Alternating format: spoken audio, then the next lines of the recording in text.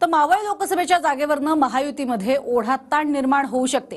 या मतदारसंघावरती भाजप राष्ट्रवादीनं दावा सांगितलाय। तर मावळचे शिंदे गटाचे विद्यमान खासदार श्रीरंग बारणे हे देखील विजयाची हॅट्रिक करण्यासाठी तयारीला लागलेत। पाहूयात। मावळ लोकसभेची जागा ही राष्ट्रवादी काँग्रेस पक्षाला मिळावी याकरता आग्रही आहे। अरे आमच्याकडे खासदारकीचा बाळाभाऊ सारखा उमेदवार आहे। बाळाभाऊला त्या ठिकाणी खासदारकीहून पाहायचंय ना। मावळ लोकसभेच्या जागेवरून महायुतीत तिढा निर्माण होण्याची शक्यता आहे। मावळ लोकसभेच्या जागेवर भाजप आणि राष्ट्रवादीकडून दावा सांगण्यात आलाय। मावळची जागा राष्ट्रवादीला मिळावी यासाठी आग्रही असल्याचं आमदार सुनील शेळकेंनी म्हटलंय। तर मावळ लोकसभेतनं बाळा भेगडेंना उमेदवारी देण्याची मागणी भाजप पदाधिकाऱ्यांनी केली आहे। मावळ लोकसभेची जागा ही राष्ट्रवादी काँग्रेस पक्षाला मिळावी याकरता आग्रही आहे। बारणेंनी कमळावर लढावं असा भाजप आग्रह धरते। भाजपनं काय कुणाला अधिकार, म्हणजे भाजपकडे माणसं नाही आहेत का? इतर इच्छुक असताना दुसरा व्यक्ती किंवा आयात उमेदवार ऐन वेळेला आणून उमेदवारी देणार असतील आणि ते सुद्धा जर मतदारांनी जनतेने स्वीकारणार असतील तर त्याचं आपण आत्मपरीक्षण केलं पाहिजे। अरे आमच्याकडे खासदारकीचा बाळाभाऊ सारखा उमेदवार आहे। बाळाभाऊला त्या ठिकाणी खासदारकीहून पाहायचंय ना।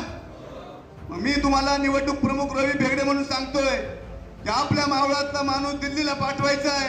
आपल्या सगळ्यांना ताकदीने काम करायचंय। मावळ लोकसभेतनं शिंदे गटाचे खासदार श्रीरंग बारणेंनी 2014 आणि 19 मध्ये विजय संपादन केला। यंदा श्रीरंग बारणेंना लोकसभेत विजयाची हॅट्रिक करण्याची संधी आहे। मात्र महायुतीत मावळच्या जागेवरून सुरू असलेल्या रस्सी खेचेवरून त्यांच्या उमेदवारीवर प्रश्नचिन्ह निर्माण झालंय। निवडणुकीची घोषणा होईल आणि निवडणुकीची घोषणा झाल्यानंतर खरंच चित्र स्पष्ट होईल।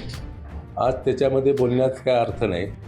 खरं तर जे कुणी आरोप करत असेल ते आरोप करत असताना त्यांच्याकडे कुठल्या प्रकारचे मुद्दे नाहीत खरं तर विकासाच्या दृष्टिकोनातून।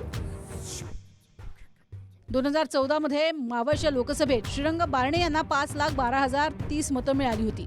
तर शेकापच्या लक्ष्मण जगतापांना 3,54,829 मतं मिळाली। जवळपास 1,57,300 मतांनी लक्ष्मण जगताप यांचा पराभव झाला। तर 2019च्या मावळ लोकसभेत शिवसेनेच्या श्रीरंग बारणे यांच्या विरोधात राष्ट्रवादी काँग्रेसचे पार्थ पवार मैदानात होते। या निवडणुकीत श्रीरंग बारणेंना 7,18,950 मतं मिळाली। तर राष्ट्रवादी काँग्रेसच्या पार्थ पवारांना 5,03,375 मतं मिळाली होती। जवळपास 1,57,300 मतांनी पार्थ पवारांचा पराभव झाला। मावळच्या 6 विधानसभा मतदारसंघात सध्या कोणाची किती ताकद आहे त्यावर एक नजर टाकूयात। मावळ लोकसभेत पिंपरी चिंचवड, मावळ, कर्जत, उरण आणि पनवेल या 6 विधानसभा येतात। सध्या पिंपरी मावळात अजित पवार गटाचे आमदार आहेत। चिंचवड पनवेलमध्ये भाजपचे आमदार, कर्जतमध्ये शिंदे गटाचे तर उरणमध्ये अपक्ष आमदार आहेत। 2019 मध्ये श्रीरंग बारणे आणि पार्थ पवारांना कुठे किती मतं मिळाली होती त्यावरही एक नजर टाकूयात। पनवेलमधनं शिवसेनेच्या बारणेंना 1,60,385 तर राष्ट्रवादीच्या पार्थ पवारांना 1,05,727 मतं मिळाली होती। इथे बारणे 54,000 मतांनी लीडवर होते। कर्जतमध्ये बारणेंना 85,846, पार्थ पवारांना 83,996 मतं। इथे पार्थ पवारांना 1,850 मतांचं लीड होतं। उरणमध्ये बारणेंना 86,699, पार्थ पवारांना 89,587 मतं मिळाली। इथे बारणेंना 2,888 मतांनी वर्चस्व राहिलं। मावळात बारणेंना 1,05,272 तर पार्थ पवारांना 83,445 मतं होती। बारणे इथे 21,000च्या लीडवर होते। चिंचवडमध्ये बारणेंना 1,76,475 तर पार्थ पवारांना 79,717 मतं मिळाली। बारणेंनी 96,000चं लीड घेतलं। पिंपरीत बारणेंना 1,03,235 तर पार्थ पवारांना 61,941 मतं होती। बारणेंनी इथे सुद्धा 41,000चं लीड घेतलं होतं। पार्थ पवारांना कर्जतमध्ये 1,850 मतांचं लीड सोडलं तर इतर कुठेच लीड मिळालं नाही।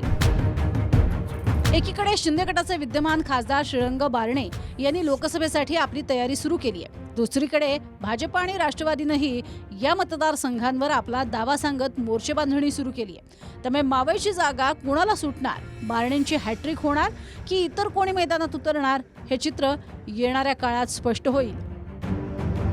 Bureau report, TV9 Marathi.